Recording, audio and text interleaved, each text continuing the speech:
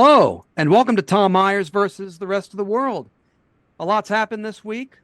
A special counsel report on Biden retaining classified documents concluded that there was no evidence he did anything criminal and wouldn't be charged. This is, of course, in contrast to Trump, who flaunted his classified documents to the point where the only way he would piss off the National Archives more would be if he streaked through the building. During a speech over the weekend, Trump said that if he lost the election, then they would change the name of the Commonwealth of Pennsylvania, which may work that way. His supporters would be able to spell the new name. Marianne Williamson suspended her presidential campaign in the Democratic primary.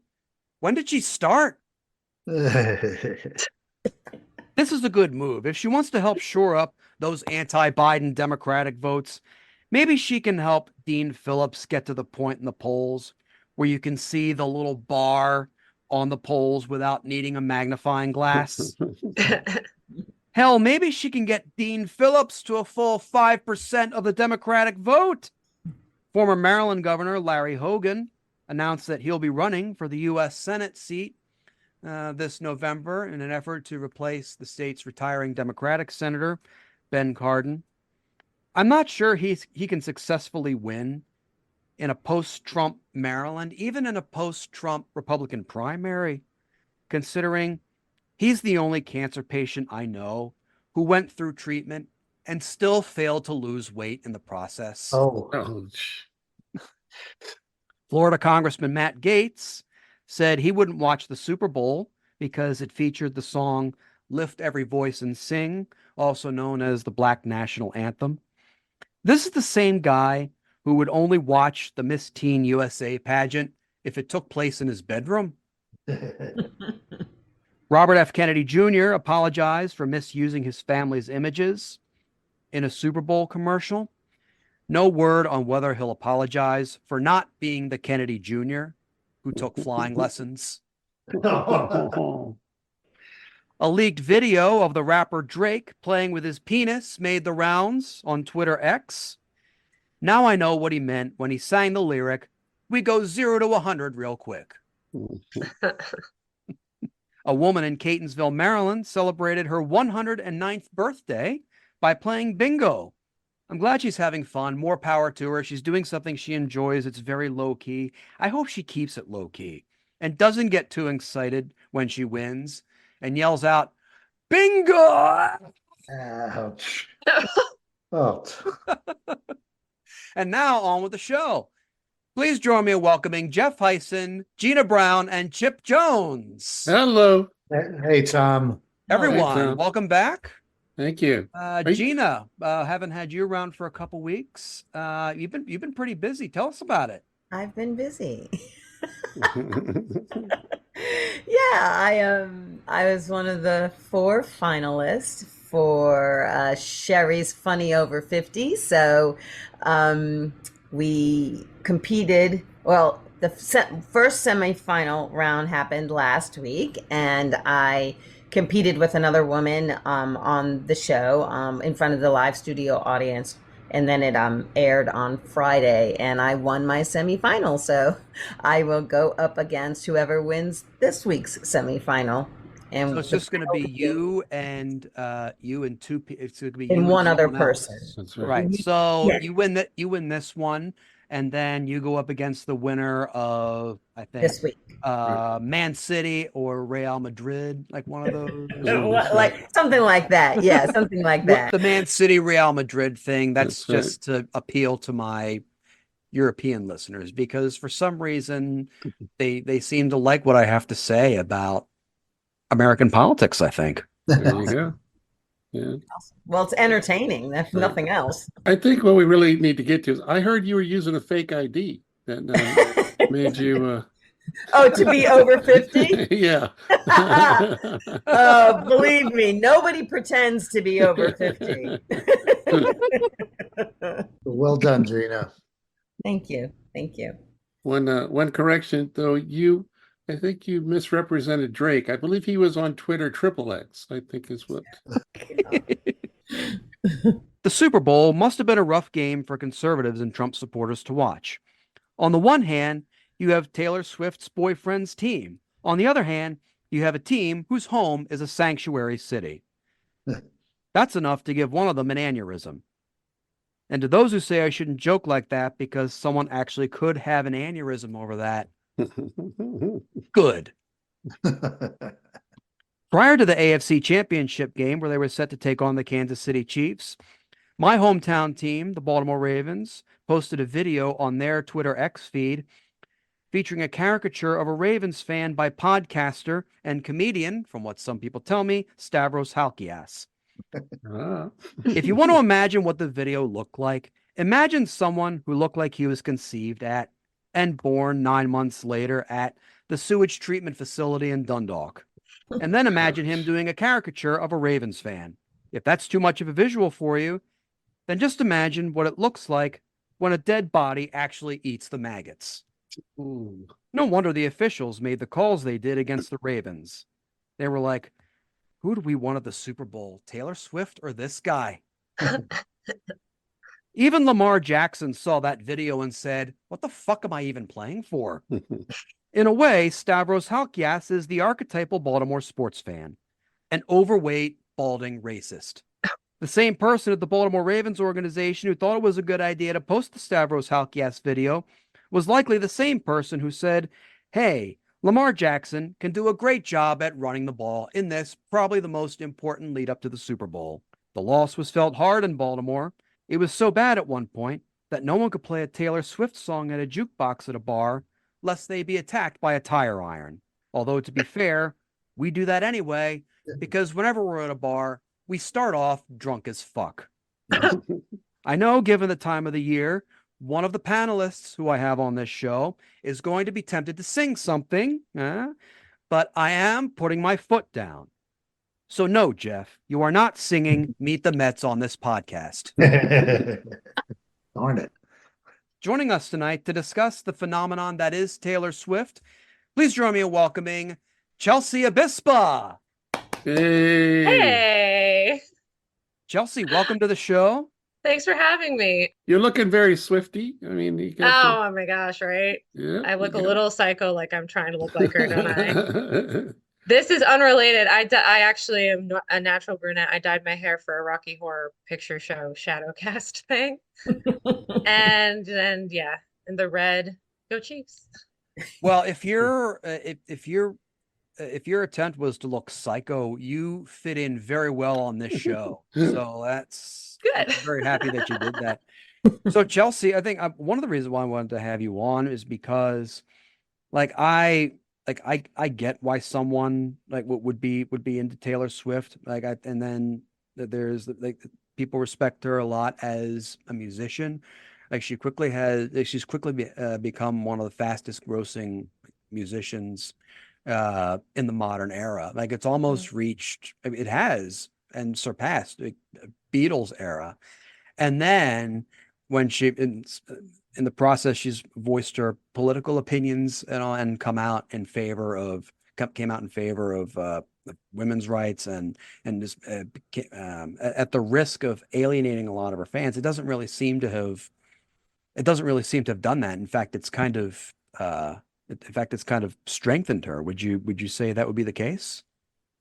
Yeah, I mean, everybody likes somebody who can take a stand.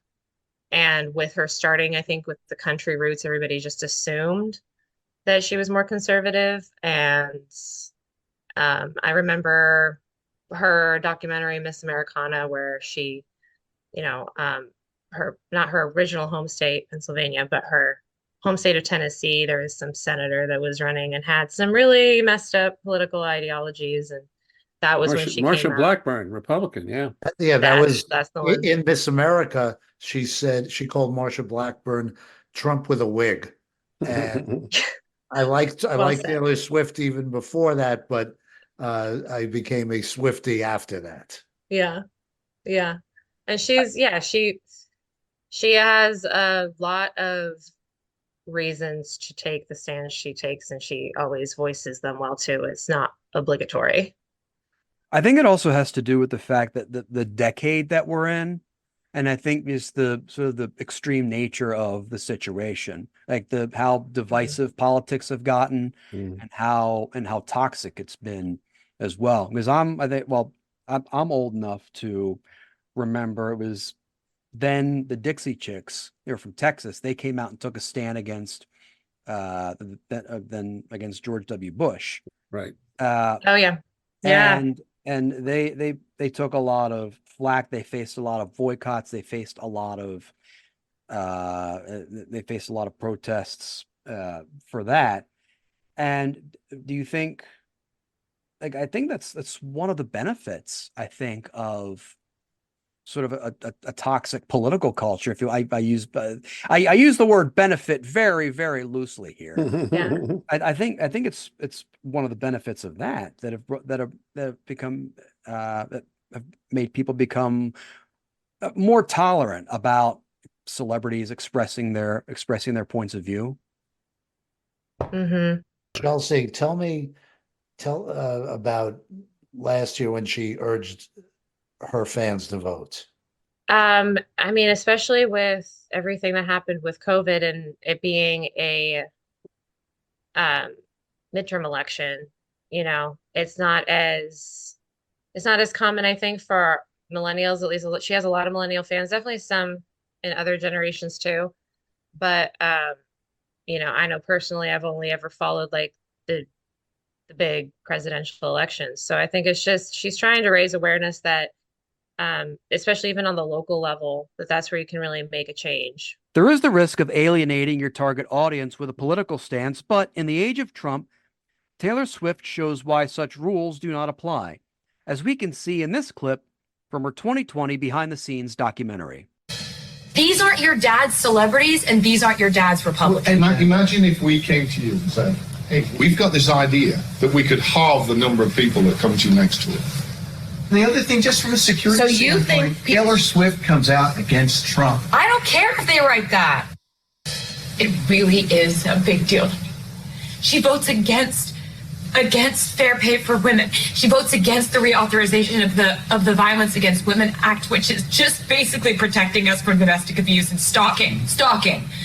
She thinks that if you're a gay couple, or even if you look like a gay couple, you should be allowed to be kicked out of a restaurant. It's really basic human rights, and it's right and wrong at this point. And I can't see another commercial and see her disguising these policies behind the words Tennessee Christian values. Those aren't Tennessee Christian values.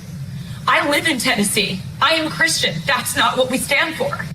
Behind those words and behind those god-awful pizza cutters with their campaign logo on it. Throwback to another episode, which you can go ahead and listen to. But it does seem to be this tired old formula that I've witnessed over and over again.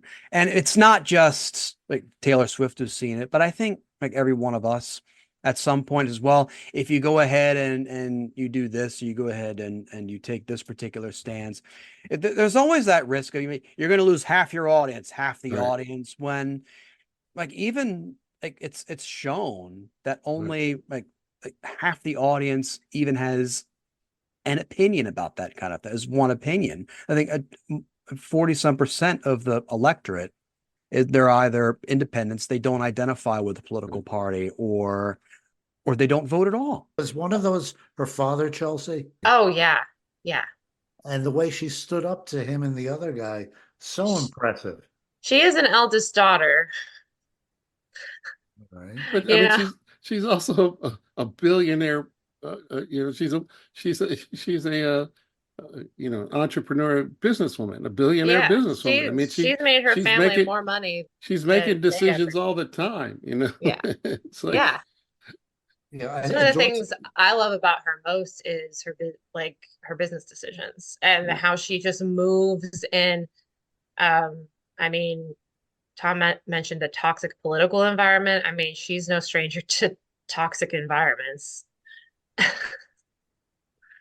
And I think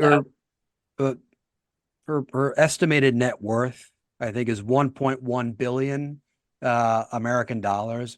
Like, even if you were to lose half of that, that's still more than Nice piece of change. Still more than 500 million is pretty good.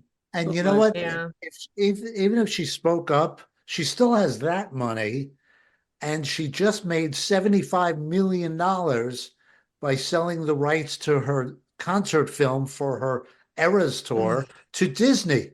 She just sold $75 million. Yeah, I Mhm. don't think I think at a certain point when you stand for something, it separates, you're not concerned about the money, especially if you have a ton of it. Like Right. it doesn't matter. At this point, it's really she just wants to, she's in a position to use her platform to share what, is important for her generation and women and others in general. So she should do it. Mm-hmm. She has a lyric that says, "Someday I'll be big enough that you can't hit me," That's it. Yeah. and she sure is. Well, the good news is I'm not going to go ahead and play any clips of Donald Trump trashing Taylor Swift. The bad news, I'm going to go ahead and do my rendition of Trump reading one of his social media posts that he wrote about Taylor Swift. And it goes as follows. I signed and was responsible for the Music Modernization Act for Taylor Swift and all other musical artists. Joe Biden didn't do anything for Taylor, never will. There's no way she can endorse, blah, blah, blah, blah, blah, blah. Horseshit, blah, blah, blah, blah, blah, blah. Most corrupt president, disloyal to the man. Besides that, I like her boyfriend, Travis, blah, blah, blah, blah, blah, even though he may be a liberal. More horseshit, blah, blah, blah, blah, blah. I mean, it's that probably wasn't an accurate Spot render, on. but I wanted to go ahead and try and make it a little authentic. Yeah, he always acts like anytime he does something, anytime he does something, he thinks you should be forever. You owe him. Yeah. You owe it, yes. Yes. That's it. And he didn't do that for her. He probably didn't know what he was signing. Right. He probably thought it was an order for Big Macs. What's interesting about that statement though is I think there was only one I in there. I don't think I've ever seen anything that he's ever posted. It only had a one I in it. I mean, But there were a lot of adjectives to describe everybody else. Joe. Yeah. oh wait! I think I found the second one. There's a second one. Well, maybe the court mandated therapy is working. It doesn't take much for right-wing media and its sympathizers to attack one of Donald Trump's targets, especially if said target is a woman, a successful one, who expresses an opinion that can't fit on a bumper sticker, much less one where all the words are spelled correctly. Here's a compilation of clips detailing their theories about Taylor Swift's success. Taylor Swift, a government psyop? Now, it is possible that Taylor Swift, quite frankly, does not know that she is being utilized in a covert manner to swing voters. Last year, a single Instagram post led to 35,000 new voter registrations. Think about this, Crowley. 45,000 battleground state votes decided the last election. Wow. So it does matter. There's that poll where 18% of the electorate says they would follow her endorsement, and 3 out of 10 people under 35. Isn't it interesting? She just so happens to be dating Kansas City Chiefs tight end Travis Kelce, better known as Mr. Pfizer. Oh, who's now also going to the Super Bowl. Let's be real here. This is bread and circuses on steroids. I heard more coherent thoughts when I worked a graveyard shift at 7-Eleven. Yeah. Yeah. Well, I heard that Taylor Swift killed a man with piano wire. She's been trained by the government. You can tell. And she didn't know she was doing it because she's being controlled behind the scenes. Yeah. And Chelsea's not disputing it, so there could be something to that. She's the new Jason Bourne. It could explain her powers on one hand. On the other hand, I think that they're more organic. I think she's just a witch, Yeah, that's right. She'll never escape those allegations in my mind. I love that there seems to be that they've uncovered something. She just so happens to be dating. Right. Right. Okay. First of all, they're both good looking, and they're both really pretty known in their respective fields and outside of their fields. Imagine that they would date each other. Do you know how he even shot his shot? He literally wanted to give her a friendship bracelet, which is her thing that her fans do at her concerts, with his number on it. And he didn't get a chance to, but he talked about it on his podcast. And I bet it went viral enough for her to hear. And her people got in touch with his people. I think that's what happened. Right. The meet cute. I like that. Yeah. I mean, you're going to try to date a pop star, even as a very talented, popular football player. Yeah, shoot your shot. Do something. Do some grand gesture. I love it. I mean, a note to anyone out there who wants to date me, all I need is Royal Farms gift card. That's enough to sell me.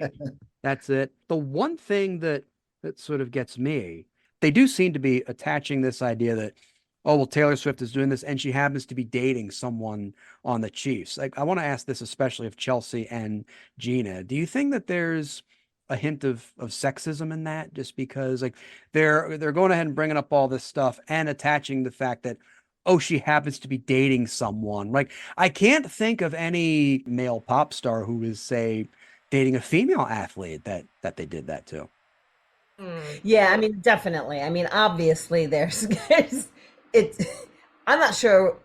There's never any. Is that a double negative? Like, I think there's always dripping with some ism of sorts. Yeah, and there's always an ism in there. Right.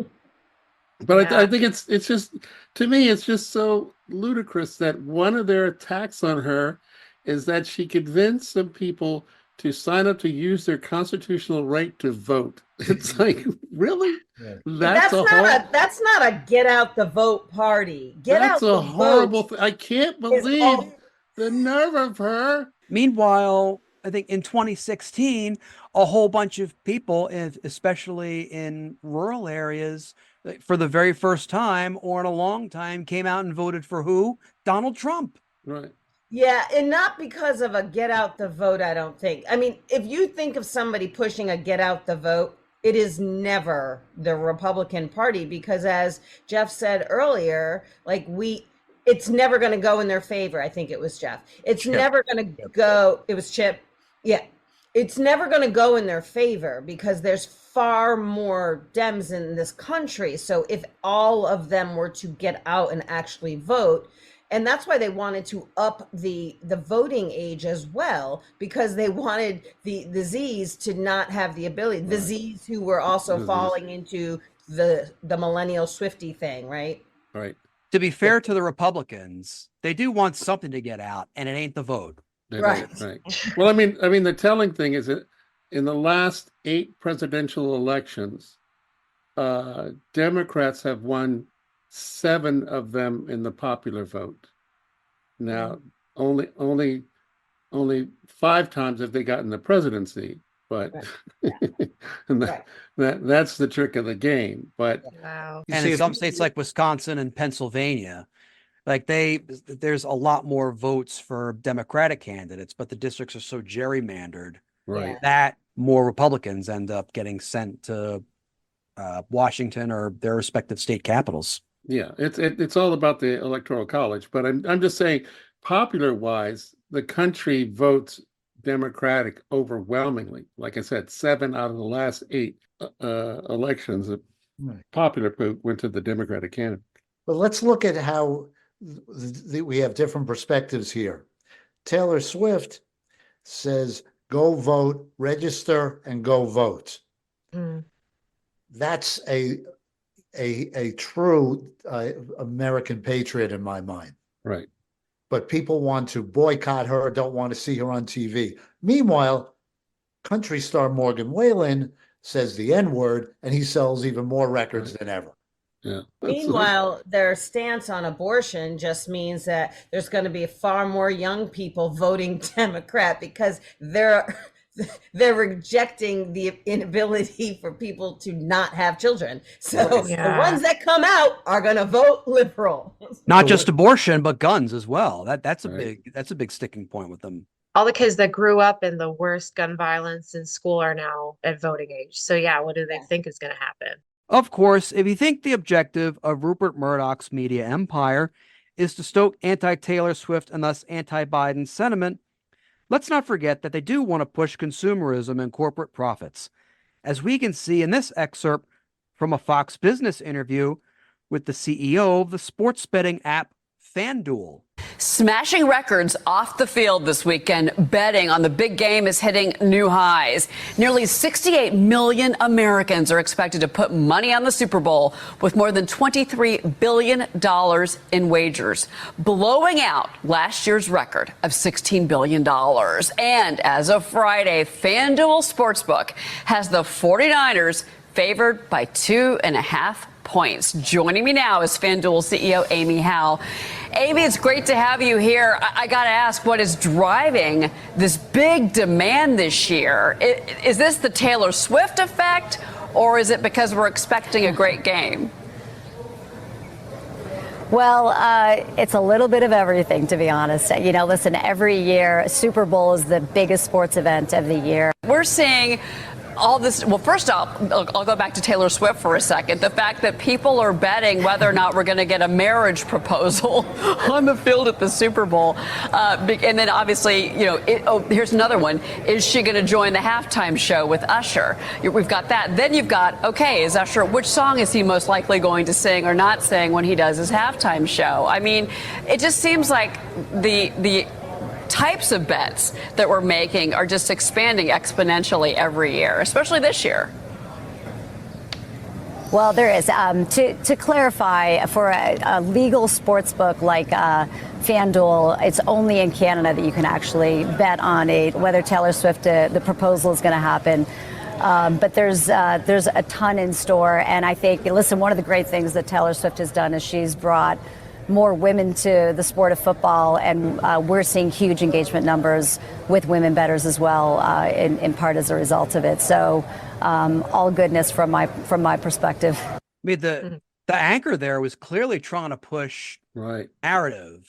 It's like, well, all this demand for sports betting, like this has to be Taylor Swift, and the CEO is going. I was like, no, there legit is a bunch of degenerates out there who are willing to spend all this money. And then she goes ahead and tries and shoehorns Taylor Swift. And even the CEO of FanDuel is like, no. There is a huge gambling problem in this country. It's not a Taylor Swift problem. Yeah. As someone who made $100 on a four-team parlay, a four-part parlay on Sunday, it had nothing to do with Taylor Swift. Right. Well, I want to thank you for outing me. I guess I have to admit, I did watch a lot of Fox News before, and that's why I mentioned FanDuel, because it was on there quite a bit. So, what was interesting, Chelsea, I don't know if you know this, on DraftKings, they had a separate tab for the Swifties. That's what it said, and they had special bets combinations. There were still bets anybody could do, but they had combinations of bets involving Travis Kelce. It said for the Swifties. That's awesome. So they're trying to get Swifties not only into football, but into sports betting. There you go. I honestly, though, I mean, I'm sure that there's plenty of people that abuse gambling, but I do have some friends that are actually pretty good at it. You know, like if you are good at statistical analysis and you're conservative in your bets, sometimes you can make rent on a bet. And on that note, that's our show. I want to thank Jeff Hysen, Gina Brown, Chipp Jones, and Chelsea Abispa. Hey. Yay. Thank you, Tom. This episode was written and hosted by Tom Myers, with panelists Jeff Hysen, Gina Brown, and Chipp Jones, and guest Chelsea Abispa. Theme music composed and arranged by Jeroen Vandenheer. Executive producers Tom Myers, Matt Connarton for ipmNation, and Eddie Carson for Odyssey Radio. Please leave a 5-star rating and a positive review on Apple Podcasts, and don't forget to subscribe to our podcast's Patreon for early access to episodes, ad-free episodes, extended episodes, bonus clips, and more. Thank you for listening, and please visit tommyers.us.